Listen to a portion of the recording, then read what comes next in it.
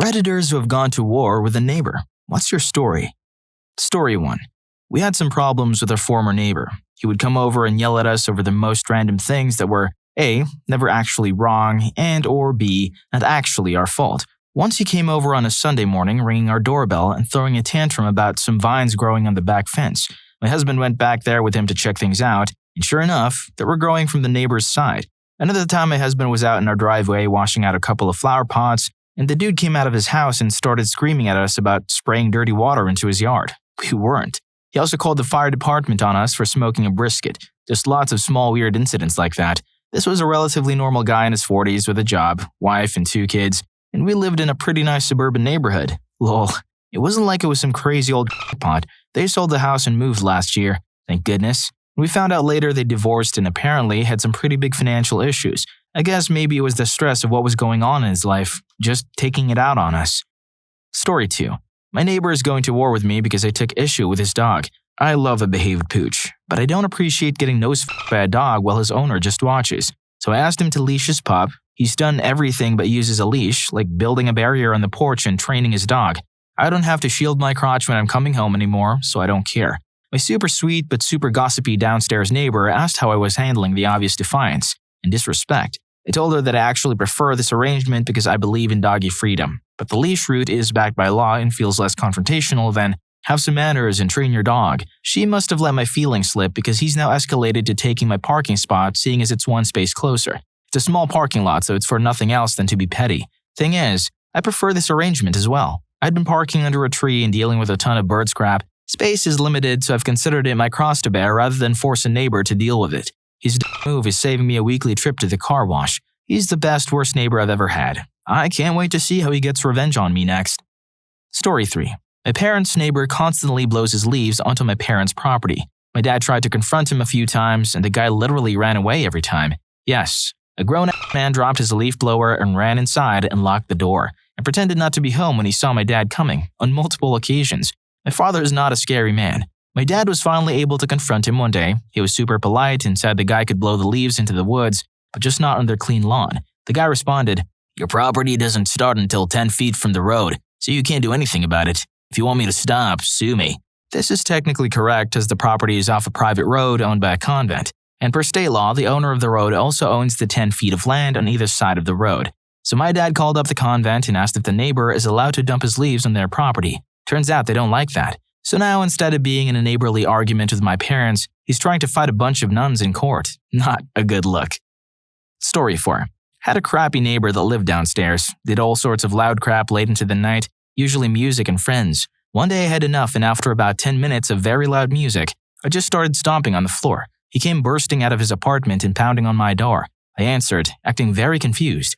"You need to stop stomping around. I'm trying to work." "I wasn't stomping." "Yes, you were. I was dancing to your crappy music. Turn it down and it'll never happen again." It never happened again. Story 5. My neighbor would play just the worst music ever after he got home from his job as a bartender. Usually it wasn't an issue since I didn't have class until 11 a.m., my first semester, but in my second semester, I had an 8 a.m. lecture. I tried talking to him, but he was drunk a lot, and I don't think he really internalized anything we discussed. During my second semester, the university bookstore was having a major renovation. They accidentally mailed me a box of books instead of the one book I ordered. I called to tell them, they said it was fine and they weren't going to use the book the next semester anyway. I left them in my closet and forgot about them. At the end of the semester, I got an email from Amazon about their textbook buyback. I sent away all the books I actually used and noticed they were paying $40 a copy for the one I had 12 of.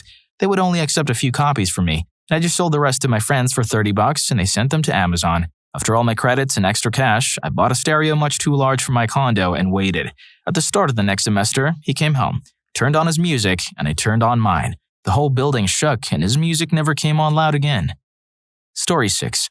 Well, it all started one day when they were having their fence put in and one of the workers accidentally snapped one of our tomato plants at the base. So she decided to take it inside and cook all of the green tomatoes into this unbelievably yummy Indian food I can't even begin to pronounce or spell, and brought it over as an apology. Then we made fresh cut pasta and gave them some to give the container back because we, of course, didn't want to keep it. Then they had the audacity to make us some Indian dessert thing that tasted like heaven. By then, our garden had started to produce, so we gave them 2 bags of produce that would have gone to waste, and they gave us some eggplant dish. So we brought over a tray of cookies, and now it's 3 years later and we're in a heated war over who can outfood the other. We're fighting a losing battle though, because they're vegetarian and we're not. So we have to modify most of what we make for them, but we have a huge vegetable garden, so we have the leg up on that. Story 7. Years ago, my upstairs neighbors were wanted felons living in an apartment leased by the lady's brother. They sold narcotics out of there, doing the nasty all times of the day, loud music, 8 a.m. to 12 a.m., locked their daughter outside for hours at a time, so we would do things with her and give her snacks, but you could tell her social and educational development was way behind. After finding their pictures online in Most Wanted, I called the police. They didn't believe me. They called me a child. I was 22. All while the neighbors' behavior got worse as more people reported them. It took them 4 months and dozens of phone calls to finally get the police to arrest fugitives they were supposedly looking for. Story 8. Background. I use my bicycle to ride the train station pretty much every day, having to go over the sidewalk for a grand amount of 10 meters before entering the street. I go as fast as a normal person walks on my bicycle, not being unreasonably fast. If I were to put one foot in the sidewalk, I'd stand still instantly. One day he comes at me and accuses me of almost hitting him with my bicycle. Now, I have no idea what he talked about since I've never been anywhere close to him, but he insists on it. Fast forward a few weeks, he complains again that everybody keeps riding their bicycle on the sidewalk, and he's scared for his life that people will hit him because he's deaf in one ear. He also doesn't look where he goes and instead trusts his other ear, but that's outside the story. After that, I talked with him so that he would stop complaining, saying I would go very slow and in front of his house I would watch out for him. A mediator shows up that my neighbor wants to talk, but doesn't want to do it alone. The hell? The question marks keep adding up here since we talked about it before. I said that if he wants to talk, he can just knock on the door and we will talk. Never had a problem with him before, so no idea why he would now. Nothing came from that. Fast forward another 2 months and suddenly, police show up at the door. A neighbor has filed a complaint to not only me, but also my other neighbor, who does not even know how to ride a bicycle, about riding on the sidewalk and nearly hitting him. Explained the story to the police and they were nice and helpful and understood my point. They advised being careful around his house, which I already was. Another month later, another mediator shows up, wants to talk with us together, and at this point, I refuse it. He's had plenty of opportunities. This was 2 months ago. I wonder when his next complaint will be. Story 9. Currently at war with 2 young women who live across the street. I'm a pretty live and let live guy, so this took a lot. I ignored the overgrown lawn and piles of leaves they raked up and left there to mold. I didn't like the assorted crap that was collected in their front lawn, but that wasn't enough to prod me into action. I didn't like the front step parties they'd have every weekend that kept me awake or forced me to close my windows and turn on the AC. But I didn't call the city, not even when they'd wake me yelling in the middle of the street at 4 a.m. What finally put me over the edge is one has 2 kids. The oldest is about 3 years old. She shouts obscenities at him daily.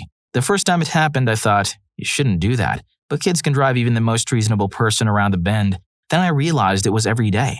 I don't care about your stuffy. Move it, you little freak. Screaming this crap at him. The poor little guy never says a word.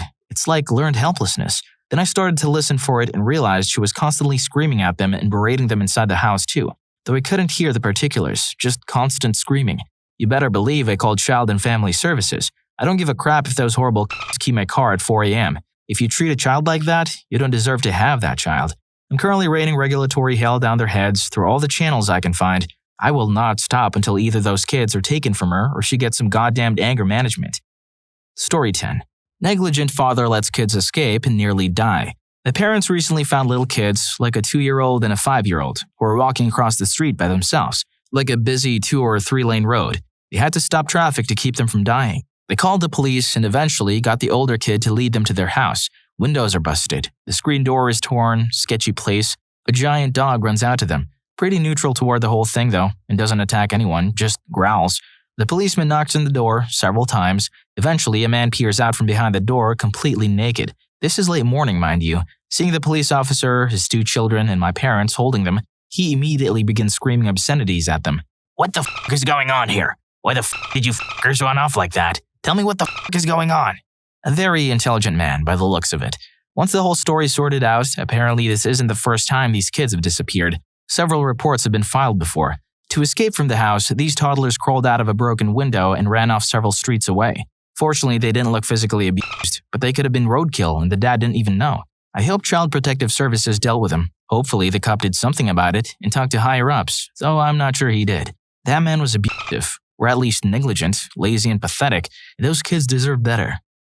Story 11. I lived next door to a club for years. They'd start up around 11 p.m. or midnight and go till dawn. The cops, Brooklyn, were clearly on the take as they'd repeatedly tell me during the day that the place had been closed down, and yet they were showing up 3 or 4 times a week there to deal with fights. I asked one of them why they couldn't close the place at 4 a.m. one day after a particularly noisy fight. They wouldn't even look me in the eye. We had a huge number of beer bottles because I also used the place as a performance and rehearsal space, so at a certain point, I'd start throwing bottles out my window to smash at their back door when they were noisy. They really hated that. But as I pointed out, what were they going to do? Call the cops? So they eventually managed to keep the noise down. It kind of worked out.